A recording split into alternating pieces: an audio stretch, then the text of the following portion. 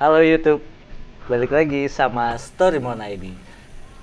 Kali ini sudah berabad-abad kita nggak pernah ngonten kayak gini nih ya kan. Akhirnya kita mengundang saudara Rio Gembel, lebih tenar panggilnya Bang Gembel. Nah, berhubung Bang Gembel ini baru ada waktu luang ya Bang? Betul. Nah, jadi baru nih gua ajak sini. Nah, sebenarnya gini nih Bang. Kita ngajak lagi Bang Rio ke sini itu sebenarnya satu mau meminta Bang Rio buat cerita pengalamannya Bang Rio lagi. Terlebih dahulu gue penasaran pengen tuh kayak ini kan banyak nih di kolom komentar video-videonya Bang Rio nih pertanyaan-pertanyaan dari teman-teman Storymon ID yang komen di kolom komentar. Benar. Jadi banyak banget pertanyaan yang sebenarnya kayaknya harus dijawab tuh sama Bang Rio sendiri. Agak sedikit pro kontra ya. Iya. Ya. Jadi lucu-lucu memang nih teman-teman dari Storymon ID itu pertanyaannya. Kayaknya gimana Bang Rio? Kabarnya sekarang sehat? Alhamdulillah kabar gue sehat Bang. Sekarang lagi udah sibuk apa nih? Kayak kemarin lagi ada urusan yang penting banget tuh. Akhir-akhir ini sih kalau gue lebih ke arah ngejarak ke arah Banten sih Bang, karena gue ada salah satu misi baru gitu. Itu gue lebih ke arah Banten. Kemarin juga gue 1 bulan full itu gue di Banten. Oh gitu. Gitu. Dalam rangka apa tuh? Kalau dalam rangkanya itu gue di Banten bikin wisata, itu wisata umum sama wisata religi gitu Bang ya. Nah itu untuk menaikkan perekonomian warga di sana, ngebantu perekonomian di sana. Wih cakep banget tuh. Kalau Gitu misalkan sih. launching ajak-ajak ya.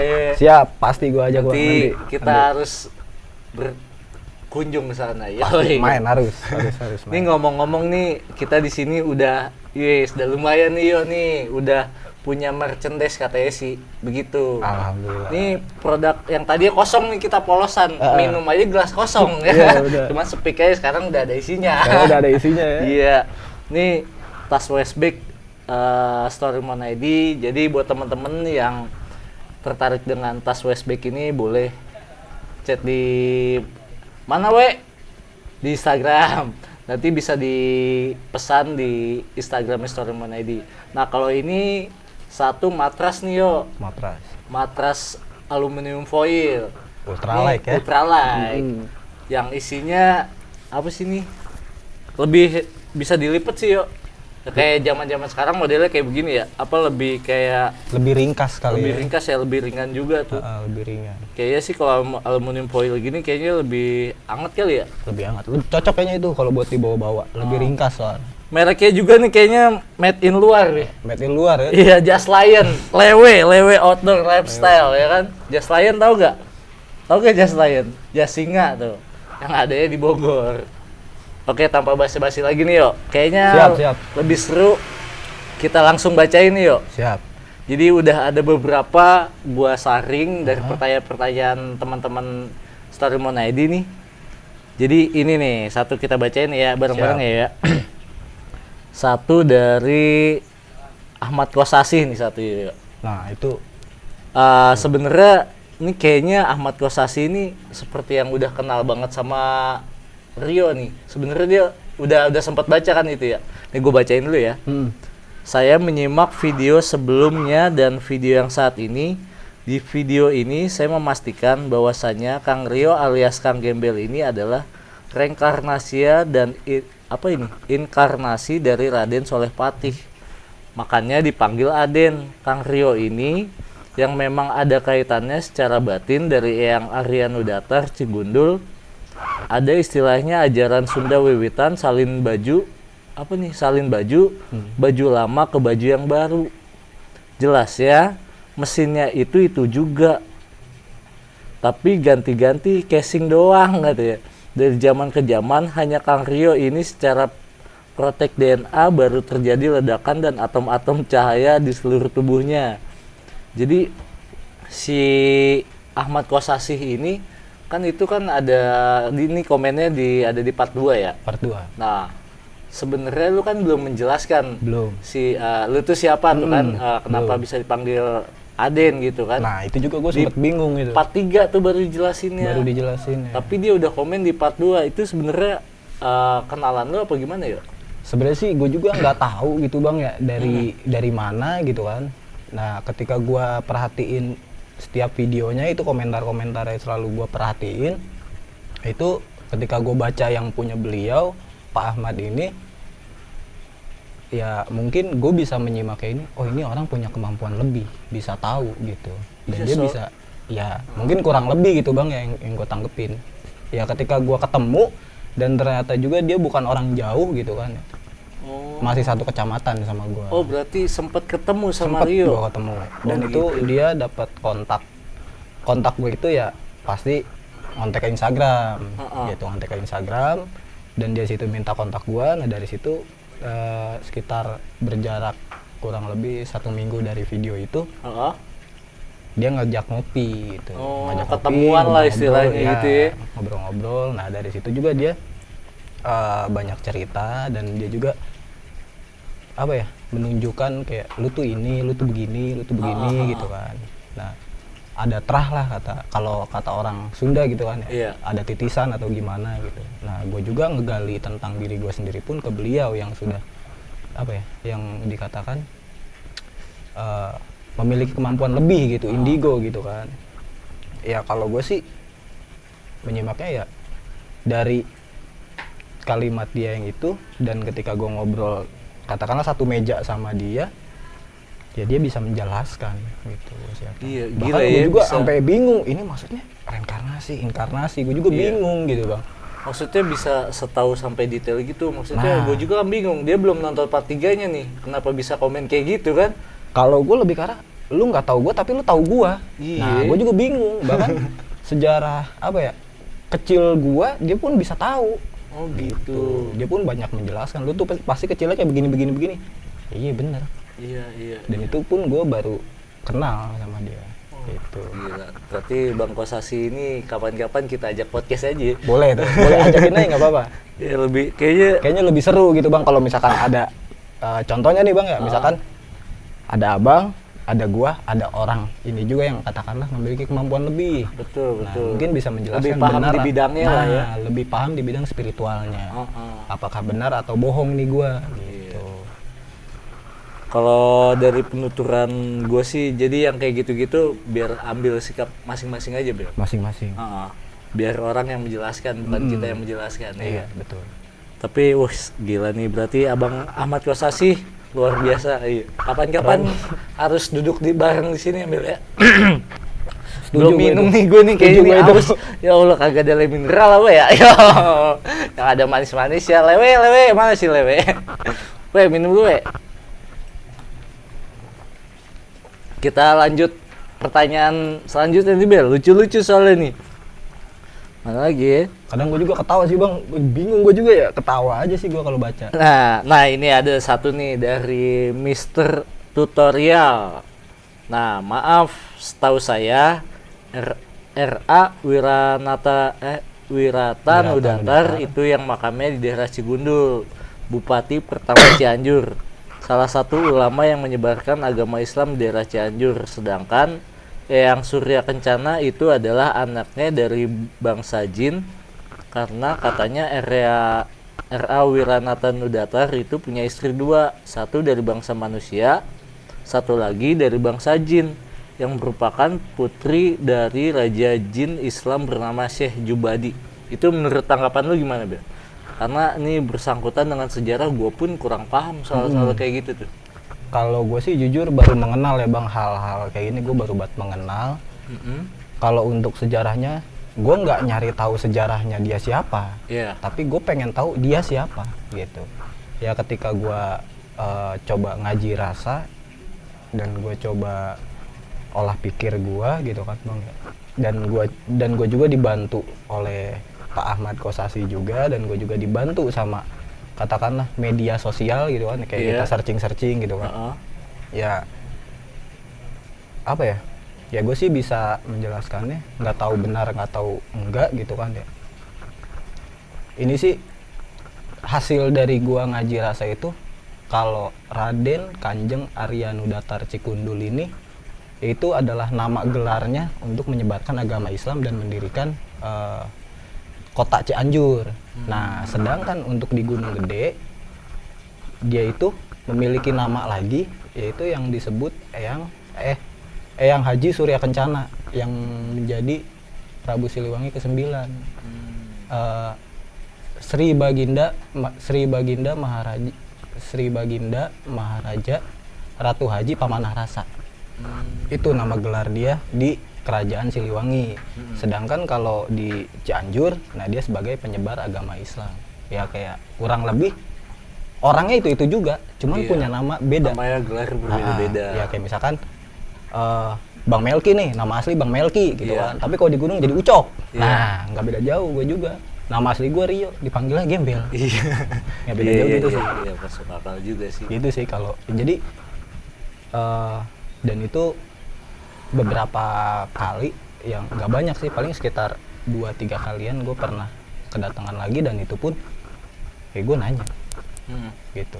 Dan kalau di kota Cianjur ini, kalau di Gunung Gede ini gitu namanya. Oh gitu. Gitu sih Bang. Gila. Jadi sebenarnya nih kayak di kolom komentar tuh banyak banget kayak orang-orang yang bener-bener kayak kebuka nih sejarah gitu kan. Dari datangnya video dari lu ini yo, gue pun jadi tertarik banget gitu kan.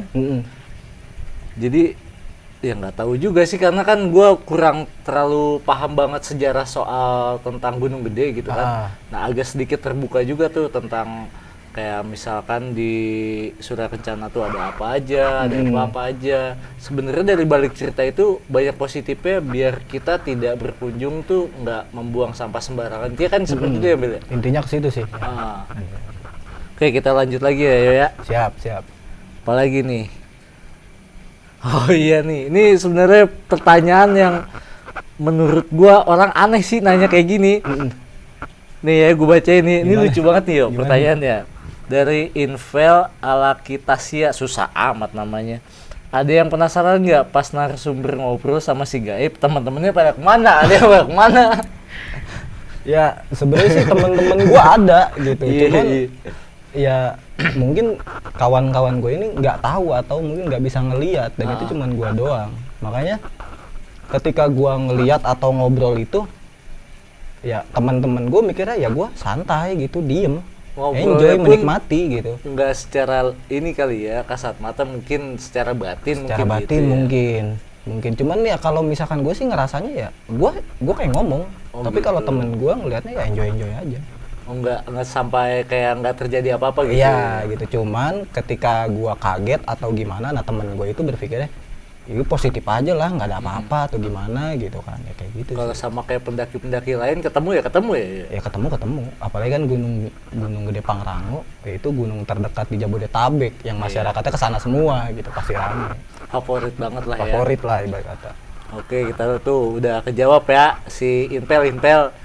Pertanyaannya yang lebih ini dong, lebih serem.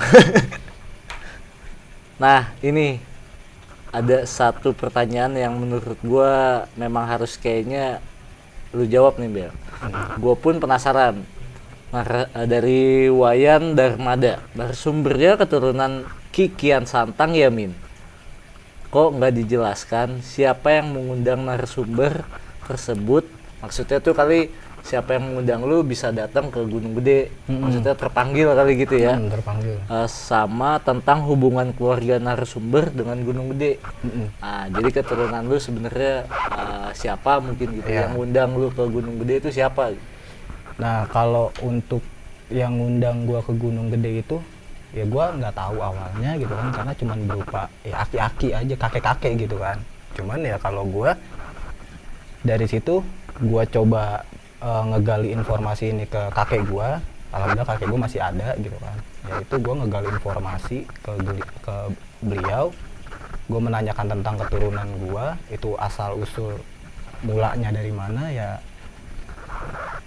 Kalau ngikutin sejarah silsilah keturunan dari kakek gue sampai ke Gunung Gede gitu Bang ya, yaitu kakek gue ini sih menurut beliau yang beliau ceritain, yang gue tanggep gitu kan, itu keturunan beliau ini adalah Pangeran Sukapura. Nah, orang tua dari Pangeran Sukapura ini adalah Walang Sungsang. Berarti kan titik pertamanya ini adalah Raden Walang Sungsang, anak dari Prabu Siliwangi. Gitu. Nah, sedangkan Prabu Siliwangi ini ada 9. Gitu. Ada 9. Nah, Prabu Siliwangi yang keberapa nih kakek gue? Nah, beliau nggak tahu dari situ. Dia lupa. Dan bisa jadi lupa, bisa jadi dia benar-benar nggak tahu gitu. Tapi kalau ngomong ke guanya sih lupa. Iya. Gitu. Nah, dari situ titik yang pertama ini gue ambil keturunannya ini dari Raden Walang Sungsang. Iya. Turun lagi silsilahnya ini ke Pangeran Sukapura, Tasik. Gitu. Nah, dari Pangeran Sukapura ini punya anak 5 kalau nggak salah kata kakek gue. Cuman kakek gue ini keturunan dari Angga Kusuma. Berarti yang nomor 3 Angga Kusuma. Nah, dari Angga Kusuma itu turun lagi ke Raden Wangsa Muhammad yang disebut dengan gelar Pangeran Papak. Itu Garut gitu. Dari Pangeran Papak itu turun lagi ke Mama Haji Hamzah.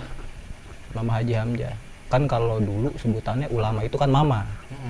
Gitu ya, disebutnya Mama Haji Hamzah, dan itu pun sampai sekarang pun pesantrennya masih ada di Garut. Gitu. Dan itu dari situ turun lagi ke Uyut gua. Uyut gua ini yang punya nama Abah Haji Sadeli. Abah Haji Sadeli gitu. Nah, dari situ turun lagi nih ke kakek gue. Nah, kakek gue ini yang punya nama Engkus Kusmita Sadeli. Gitu. Nah, itu berarti kakek gue ke berapa tuh? Raden Walang Sungsang, Pangeran Sukapura, Angga Kusuma, Raden Wangsa Muhammad, Mama Haji Hamzah, Abah Haji Sadeli, sama terakhir kakek gue 7.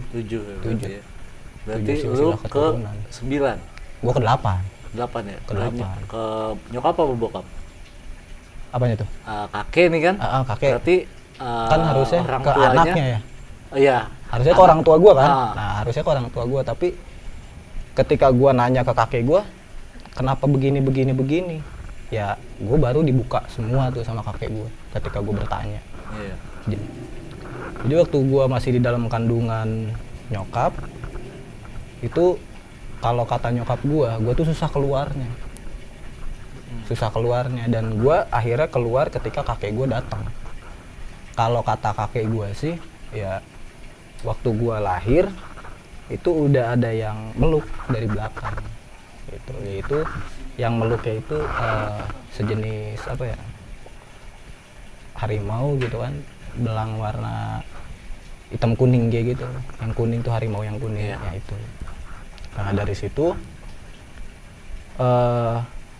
waktu dulu gua kecil, rumah kebuka gitu kan ya, kalau misalnya maghrib nih pintu rumah kebuka aja nangis gue. Cerita dari orang tua gue sih gitu. Dan itu gue bisa ketika gue nangis, yang bisa ngediemin gue itu cuman kakek gue. Gitu. Dan kakek gue pun mengatakan, lu bisa diem kalau sama gue. Dan itu pun gue bacain ayat kursi sama Al-Fatihah itu.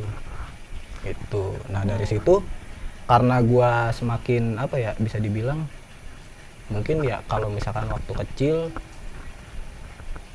indera penglihatannya kan jelas tuh. Iya. Makanya kebanyakan ada yang kalau misalkan untuk keturunan kebanyakan ditutup. Gitu. Jadi gue dulu ya gue nggak tahu apa-apa. Makanya ketika gue sekarang kayak gini, gue menyalahkan kakek nenek gue menyalahkan orang tua gue. Kenapa harus ditutup mata ininya, penglihatan goibnya gitu kan? Mata batinnya. Nah, gitu. Ya. Mata batinnya kenapa ditutup? Gitu. Ya gue protes. Karena kalau misalkan sekarang yang tadinya gue nggak percaya, sekarang bener-bener gue jadi percaya. Gitu. Gitu sih bang, kalau untuk silsilah keturunan gue. Iya. Kalau untuk silsilah ke Gunung Gede, Prabu Siliwangi ini kan memiliki 3 anak dari Nyima Subang Larang. Memiliki 3 anak. Yang pertama, anak pertamanya ini Walang Sungsang, yang dari keturunan kakek gue. Yang kedua ini Rara Santang. Baru yang ketiga Raden Kian Santang. Jadi kalau misalkan gue juga masih belum benar-benar paham di Gunung Gede ini entah apa gitu kan, ibarat kata keturunan dari Raden Kian Santang, gue nggak tahu. Berarti kalau misalkan Gunung Gede keturunan Raden Kian Santang, berarti gue apanya dong? Masih keluarganya, ya kan? Karena kakaknya Raden Kian Santang ini Walang Sungsang yang paling pertama. Iya. Berarti masih ada hubungannya. Kalau misalkan menurut batin emang benar ada sih. Kalau ketika gue pikir dengan logika gue gitu. Iya. Berarti yang mendatangin lu itu mimpi apa gimana? Yuk. Ke Gunung Gede itu kakek-kakek apa gimana? Tadi kan lu bilang katanya yang datang ke gua tuh kakek-kakek. Pertama sih kakek-kakek. Cuman waktu kejadian-kejadiannya itu awal mulanya ya dari pancuran yang paling ujung tuh yang di belakang. Yang di tempat camping kan ada yang ke belakang tuh. Iya. Ya di situ. Oh, yang gitu. apa sih? Salbintana situ ya? Bukan. Oh, yang Cibodas. Kan ada Curug Bodas, terus yang ke belakangnya lagi ada pemandian keramat tuh. Iya. Nah itu dari situ gua awalnya gua ngeliat hal-hal kayak gitu. Oh gitu. Oke, nah udah kejawab ya pertanyaan dari siapa ini? Wayan Darmada. Jadi banyak juga pertanyaan yang seperti ini gitu ya. Maksudnya gua dirangkum Ambil satu ya? Ambil satu aja. Pertanyaannya pun nggak terlalu banyak sih kan yang gua ambil gitu. Nah ini nih ada nih pertanyaan barbar banget kayaknya nih dari Hugo. Memang sih dari semua kisahnya Bang Rio bisa disimpulkan seharusnya ya dari teman-teman yang nonton sendiri itu mau diambil lu ngebohong lu ya nggak apa-apa. Ini kan kita yang penting ngebagi ilmu yang pengalaman Bang Rio alami lah ya. Ya kalau buat dari gue pribadi Bang ya. Gue nggak minta lu semua buat percaya sama gue nggak minta. Itu hak lu kok. Lu punya hak buat percaya sama orang. Entah lu mau percaya sama siapa itu hak kalian. Kalau gue sih ya ini cerita gue. Ya ini yang gue alamin gitu sih. Betul ya. Nih lucu sih, seharusnya pertanyaannya aneh banget nih. Sengaja biar menurut tanggapan Rio kayak gimana ya. Gimana tuh? Yugo ganjil banget, itu mah bukan pendaki, ente aja bertato nggak suci udah kotor, mana bisa dapat ketemu sama leluhur Gunung Gede. Anda siapa bisa komen-komen seperti itu, cok? Ya gimana Bel? Ya lucu sih emang pertanyaan kayak gitu ya. Kalau gue sih cuman menanggapinya gini sih Bang, positifnya gue ngambil positifnya gini, gunung, hutan gitu kan belantara. Itu emang udah tempatnya hal-hal yang begitu, entah mungkin jin, setan, dedemit atau segala macam. Itu rumahnya mereka. Iya betul. Nah kita kan pendatang nih sebagai pendaki. Gue berawal dari pendaki sampai akhirnya gue bisa jadi pemandu gitu kan. Bukannya keluar dari Keluar dari jalur, maksudnya? Bukan, maksudnya tadi keluar dari apa? Dari apa nih? Itu pendaki tuh. Iya, itu mah bukan pendaki, ente aja bertato, nggak suci, apa bukan urusannya pendaki, gitu kan? Bukan pendaki gitu ya. Oh itu bukan pendaki. Gua naik gunung dari 2010 gitu kan. Awalnya gua nggak tahu apa-apa tentang goib, sampai akhirnya gua sekarang tahu tentang goib gitu kan ya. Dan tentang sejarah di situ. Kalau untuk leluhur suci gitu kan ya, badan gua kotor gitu. Logika deh gitu kan. Gue pengen nanya, orang yang suci, orang yang bersih itu kayak gimana? Nah, gue pengen nanya. Nah makanya Gitu. Kalau misalkan emang bener ada, gitu kan. Contohnya nih, kalau di Islam, mungkin ada ustadz, ada kiai, ada ulama. Apakah mereka bersih? Toh kita setiap hari masih ngeluarin tai. Iya. Itu kan kotoran. Iya. Itu kan najis kan, ibaratnya ada kotoran. Kita masih buang air kecil. Kita katakanlah masih pipis gitu kan. Itu ngeluarin kotoran dari dari kuping, kita masih ngeluarin tai kuping. Iya Ya kan, bentuk sucinya tuh kayak gimana, gue pengen tahu. Setelah gue dari komentar Bang Yugo ini, gue coba ngaji rasa, ternyata gue tahu semua manusia yang hidup saat ini seluruh dunia nggak ada yang suci. Gue bisa menyimpulkan. Karena kita masih ngeluarin kotoran gitu. Tapi gue bisa menyimpulkan wujud dari suci, manusia yang suci, yaitu adalah sikapnya dia, caranya dia. Kayak contohnya, simpelnya gitu Bang ya, kita dikasih kedua tangan. Itu untuk menghakimi, katakanlah, atau untuk tolong menolong. Iya. Nah kalau misalkan untuk menghakimi, yaitu baru kotor, Iya. ya kan. Tapi kalau misalkan tangan kita dipergunakan untuk tolong menolong, itu wujud suci kalau menurut gue. Iya. Gitu ya, contohnya mulut gitu kan, kita pergunakan yang baik, ucapan yang baik gitu kan, jaga etika, sopan santun, adab gitu kan, dengan menjaga ucapan kita gitu kan, ya jangan sompral atau gimana gitu. Gue sih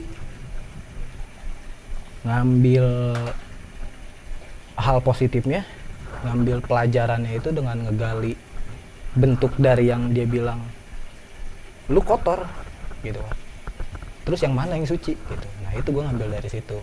Dan sebersih apapun lu mandi, sekeren apapun lu menggunakan fashion lu gitu kan, seganteng apapun wajah lu, kalau perilaku lu buruk Belum tentu dia suci. Iyalah, betul. Kalau orang bertato, katakanlah ya, orang bertato terus berandalan, preman, tapi dia selalu tolong menolong, dia selalu berucap sopan, dia selalu mengutamakan adab, sopan santun dan etika.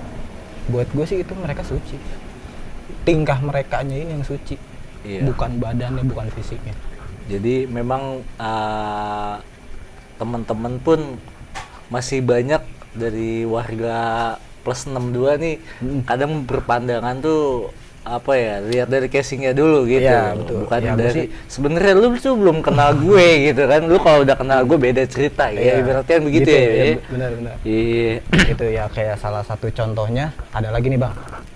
Salah satu contohnya, lu dikasih mata nih sama Tuhan. Iya. Ya kan? Lu dikasih mata nih sama Tuhan. Lu mempergunakan mata lu tuh gimana? Kalau misalkan ngejudge orang sembarangan gitu kan, memandang orang sebelah mata. Lu memandang orang sebelah mata, orang ini ciptaan siapa nih? Ciptaan Tuhan. Ya berarti sama aja lu memandang sebelah mata Tuhan lu sendiri. Iya. Simpelnya sih gitu. Iya. Ini istilah nih, jadi yang dijelaskan mudah-mudahan si Yugo ini paham dengan istilah-istilah ini. Jadi kayak masih aja membuang kotoran itu tuh sebenarnya hanya filosofi aja. Gimana lu nyikapin aja ya? Ya itu baik lagi sih. Nah gitu. Nah oke, kayaknya pertanyaannya udah nggak usah terlalu ditambahin lagi ya. Bisa, nah, boleh. Kayaknya lebih seru lagi nih. Jadi buat teman-teman pertanyaan dari teman-teman di kolom komentar nih, gue cukupin dulu nih. Cukup. Kayaknya lebih seru lu cerita nih, yuk. Gue yakin nih lu selama perjalanan ke Banten ini punya cerita lebih nih, yuk. Nggak cuman hanya membuka tempat pariwisata sama tempat pariwisata satu lagi? Wisata religi. Wisata religi. Sebenarnya pasti ada misi bisa terpanggil ke sana gitu kan? Ya, gue sih gimana Bang ya? Sebelum gue berangkat ke sana, itu tuh gue sempat mimpi gitu kan, kedatangan tamu. Itu dia bernama Eyang Wirasuta Kusuma kedatangan. Nah itu dia di mimpi gue ini, dia ngomong diriin musolah di sini, diriin masjid di sini, gitu. Ya itu di mimpi ya gue tanya di mana, gitu kan. Diriin musolah di pesisir selatan Banten, katanya gitu. Nah lokasinya di mana nih, gue bingung gitu kan. Yeah. Itu pas di mimpi tuh emang gue jujur bingung mau kemana gitu. Dan gue pun posisinya ini gue terkesan kayak gue tuh di mimpi kayak orang-orang tuh nggak mau dekat sama gue, gitu. Jadi pada ngejauhin lah gitu di mimpi. Nah yang datang ke gue itu dia, gitu. Nah di situ dia bilang gitu, ya gue coba. Ketika gue udah bangun dari tidur ya,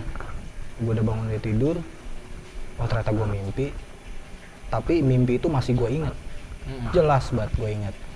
Ya dari situ ya gue coba ngobrol sama Pak Ahmad itu yang ibarat kata mengerti tentang hal-hal spiritual, tentang menerjemahkan mimpi atau gimana gitu kan. Ya gue coba ngobrol sama beliau, ya beliau menunjukkan yaitu ya lu harus pergi ke sana. Dan gue dikasih tahu sama dia ada salah satu petilasannya dari Wira Suta Kusuma ini di daerah Banten Selatan yang berlokasi di Cilograng. Cilograng tuh di deket pantai mana? Ujung Genteng ya? Bukan, Ujung Genteng masuknya Sukabumi dong. Masuk ke bumi ya? Iya. Itu gua sih ketika gua kesana gitu kan, ketika gua kesana itu lokasinya nggak jauh dengan Pantai Sawarna, Oh, nggak jauh. Sawarna, Nah, Sawarna. dan itu ketika gua kesana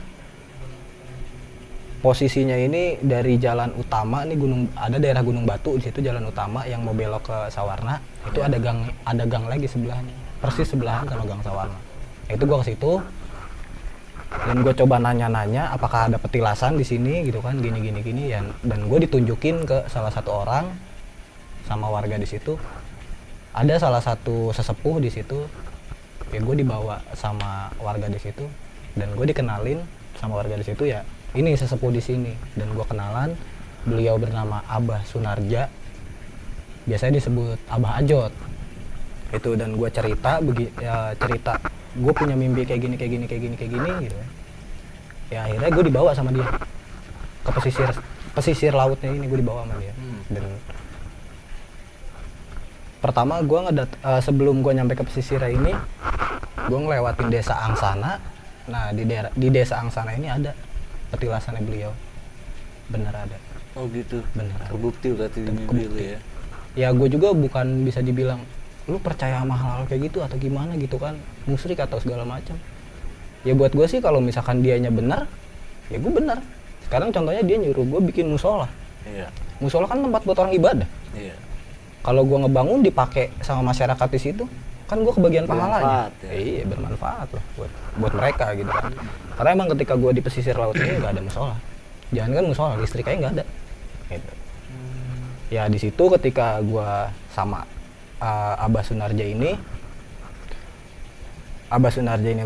nyeritain tentang sejarahnya gitu kan, sejarahnya dari tempat ini. Di situ ada 3 batu.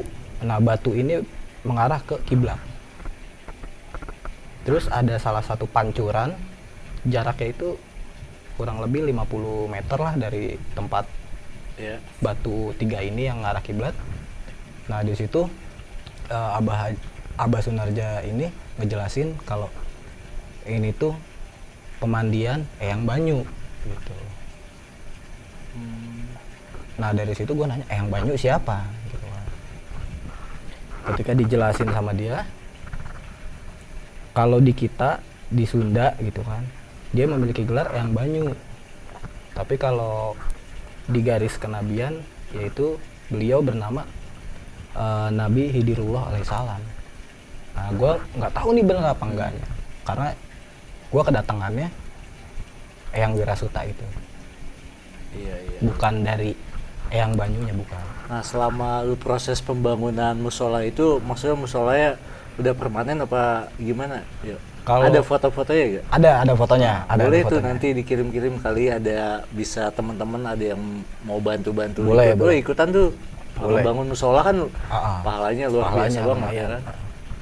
Kalau untuk dari segi bangunan, gue masih ala kadar gitu bang ya, karena gue menggunakan kayak bambu atau pohon. Itu tihangnya gue pakai pohon kihiyang. Iya. Terus kalau bambunya itu ya gue pakai bambu biasa gitu, bambu gombong. Oh, berarti Karena belum kan seadanya permanen kan, ya. belum permanen. Tapi rencana gue sih, gue ngobrol sama Abah Sunarja, lebih pengennya sih bangunan permanen. Iya. Gitu.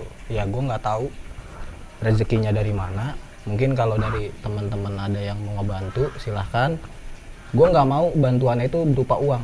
Gue pengennya kalau kalian pengen ngebantu, gue pengen berupa kayak contohnya, lu pengen ngasih semen, ya lu beliin semen. Biar nanti semennya gue bawa ke sana. Iya. Gue nggak mau uang, takutnya nanti disangka penipuan atau gimana. Betul. Gitu. Gue pengen bener-bener dijadiin bangunan permanen gitu. Karena posisinya kan di pinggir laut nih. Takutnya kalau tsunami atau ibarat kata air naik lah gitu kan ya. Udah gitu pasti deh. Kan konturnya udah goyang lah ya. Pasir pasti ya? Enggak sih bang, udah tanah. Oh, Posisinya gitu. udah di tanah. Jadi kurang lebih berkisar 10 meter lah dari bibir Pantai. pantai. Oh gitu. Dari bibir pantainya. Ya mudah-mudahan habis dari sini ya kali aja namanya rezeki bang, nggak tahu ya namanya Iya. kita ikhtiar kan. Benar. Barangkali aja ada teman-teman yang berjiwa sosialnya tinggi, kali bisa kontak langsung aja kontak ke Bang Rio Gembel ataupun ke Instagramnya Sormon. Jadi nanti kita sambungkan ke Bang Rio Gembel. Nah dari situ lu, nah itu juga yang sempat tadi lu tunjukin gitu kan. Nah, gua makin penasaran itu bisa sampai si Pak siapa tadi tuh yang pertanyaan yang pertama Pak Sofian. Ahmad Kosasi. Iya betul. Itu sampai dia ikut datang ya? Itu waktu pas itu. Gimana itu ceritanya? Jadi kan sebelumnya itu gue emang apa ya? Emang gue kan nyari taunya kan ke dia gitu kan. Iya. Kemana nih? Kok gue dapet mimpi begini-begini ya? Dia menganjurkan ke arah sana. Ketika gue kesana, gue udah survei ke lokasi, ternyata benar ada. Baru gue balik. Nah ketika gue balik, gue konfirmasi ke dia, oh bener ada nih petilasannya gitu kan. Dan disuruh ngebangun musolah itu tuh, oh ternyata di sini di 3 batu yang mengarah ke kiblat. Yang satu batu itu berbentuk sajadah, yang satu batu lagi agak miring sih, agak miring gitu bang. Yang satunya lagi itu kalau kata Abah Sunarja ini ya tempat beliau ngewirid, yang banyak ngewirid. Nah di situ ketika gua udah ngasih informasi ke Pak Ahmad ini, karena gua posisinya lagi nggak ngapa-ngapain gitu bang, dengan modal gua seadanya, ya gua berangkat ke sana buat ngebangun musolah tersebut gitu. Sekitar seminggu gua di sana, 1 minggu gua di pinggir laut gitu kan, ya dia nyusul gua. Gila, bener luar biasa ya. Nyusul gua bener, dia bawa rombongan atau katakanlah dia bawa keluarga dia gitu, bawa keluarga mungkin kayak saudara yang sama-sama mengerti akan hal spiritual gitu kan. Itu gua juga dikenalin sama ada Pak Rudi, ada Pak Usu, ada Teh Mia gitu kan. Pak Rudi sama istrinya gitu kan. Nah di situ ya ya gue dikenalin, ini nih keluarga kita gitu kan, yang sama-sama jalur spiritual katanya gitu. Nah itu dia nyusul sih. Gila luar biasa banget ya. Jadi alhamdulillah dari video kemarin tuh bisa Jadi sinergi lah bareng-bareng lah ya. Ibarat kata gue sekarang kayak jadi punya keluarga kecil gitu, walaupun nggak satu darah. Nah, oke, dari pas waktu pembangunan itu di sana lu sampai berapa hari di sana? Kurang Sebulan. lebih, lu kan waktu itu sempat kontak ke gue buat tentang pertanyaan ini nih gitu kan. Nah itu karena gue ada kepengen juga ke sana buat ngebangun musola itu, kurang lebih ya gue hitung 1 bulan gue di sana. Sebulan ya? 1 bulan gue di pinggir laut sampai ya udah makin hitam. Nggak apa-apa Bel, ya berarti kan pengabdian itu kan secara tidak langsung kita berbuat baik lah. Ya alhamdulillahnya walaupun musolahnya seadanya ya dipergunakan sama nelayan-nelayan di sana. Kalau tapi niat lu kan udah wah mantep banget Bel. Kita walaupun tidak bisa membantu secara materi, setidaknya kita membantu secara fisik pun tidak apa-apa gitu ya Bel. Karena yang gue pelajarin di sini, kenapa gue lebih mengikutin hal-hal goib gitu kan ya. Sebenarnya menurut gue itu bukan hal goib. Ketika gue pelajari, oh mungkin ini yang dinamakan guru batin. Karena kalau guru lahir, katakan entah guru sekolah atau guru ngaji, itu suatu saat bisa ninggalin kita. Tapi kalau guru batin itu yang bakalan terus nuntun kita sampai kita tua, sampai kita nggak ada gitu. Gitu sih. Selama di sana lu ada pengalaman apa?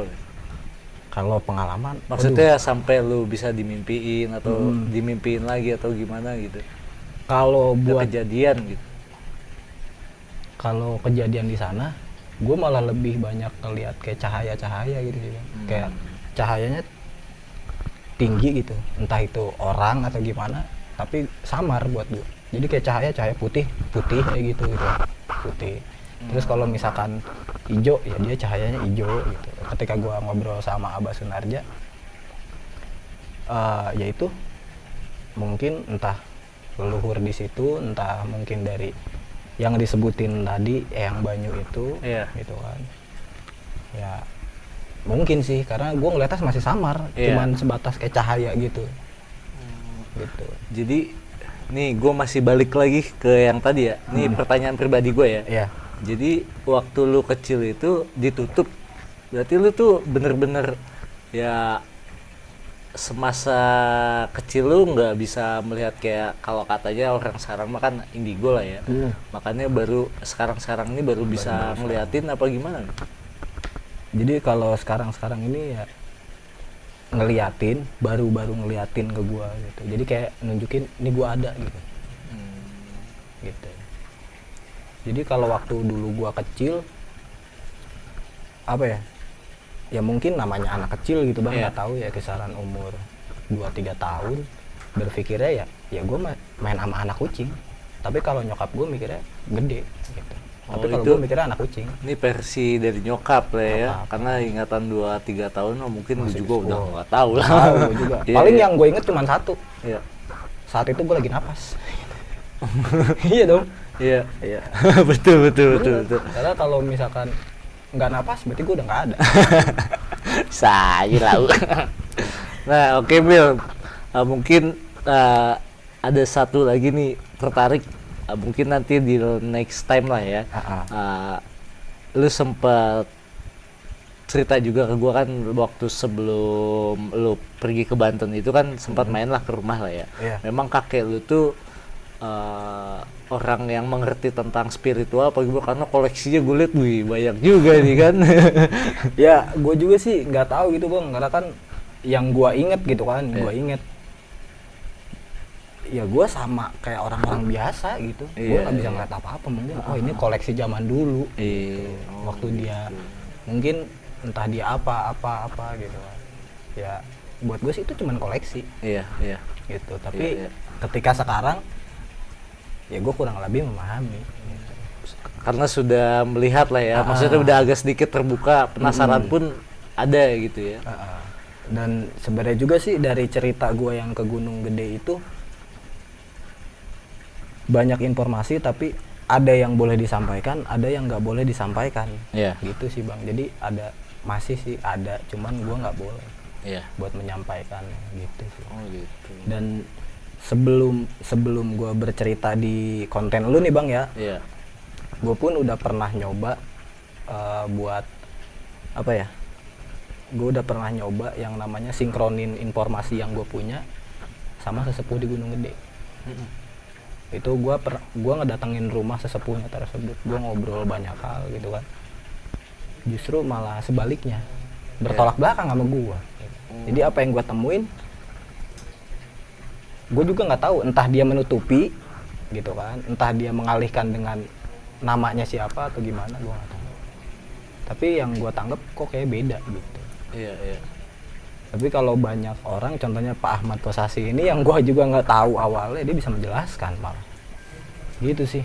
Bingung, aneh juga gue. Nah ini Bill, karena kan yang gue tahu karena waktu gue main ke rumah lu itu kan orang yang seperti Pak Kosasi ini nggak satu gitu, maksudnya dalam artian yang pernah ngehubungin lu tuh kayak dari orang Cianjur sampai orang Kalimantan pun katanya sempat telepon ke lu ya. Bukan Kalimantan, itu ada namanya Bang Arya juga, Pak Arya, dia dari Sumatera Barat. Sumatera Barat. Itu Sumatera bisa Barat. konsultasi teleponan kayak orang pacaran gitu. Kalah. 2 jam ya, Bay. Kalah, waduh. Iya. Sampai 2 jam sendiri itu. Itu dia menanyakan tentang apa itu? Jadi beliau tuh nyari info tentang di Gunung Gede ini karena dia ngedapetin ilapat atau ibaratnya kedapetan pesan gitu kan, bahwa keturunan dia ini berasal dari Gunung Gede gitu. Gitu. Dan Kang Arya ini waktu itu coba searching di YouTube. Nah itu tentang sejarah Gunung Gede Pangrango. Nah yang muncul di atas video gue gitu Starman kan. ID yang nongol. Iya, Starman ID. Iya. Nah dari situ dia tonton dari awal sampai akhir, ya dari situ dia sampai sempetnya dia coba bikin Instagram buat dapetin nomor gue. Oh gitu. Nah dari situ dia ngabarin.